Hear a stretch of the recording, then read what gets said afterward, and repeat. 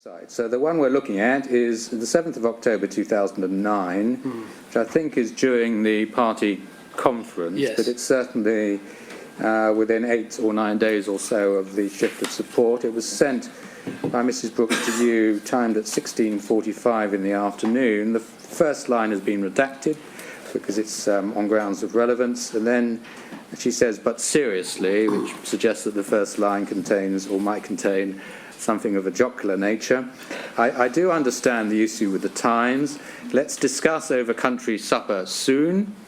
On the party, it was because I had asked a number of NI, that's obviously News International people, to Manchester post-endorsement, and they were disappointed not to see you.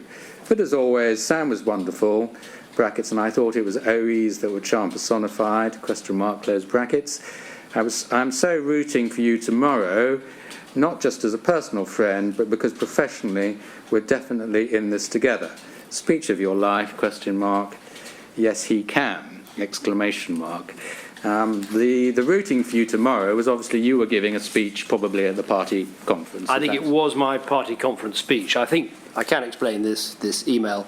I think the issue with the Times was that at the party conference I had not been to the Times party. The major newspaper groups tend to have big parties at the party conference, and they expect party leaders, cabinet ministers, shadow cabinet ministers to go, and that would be the normal thing to do. The Telegraph, the Times, others would do this.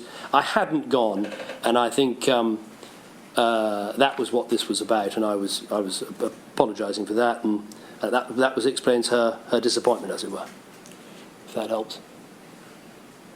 Just the phrase, but because professionally we're definitely in this together. What was your understanding of that? I think that is about the Sun had made this decision to back the Conservatives, to part company with Labour. And so the Sun wanted to make sure it was helping the Conservative Party put its best foot forward with the policies we're announcing, the speech I was going to make, and all the rest of it. And I think that's what that means.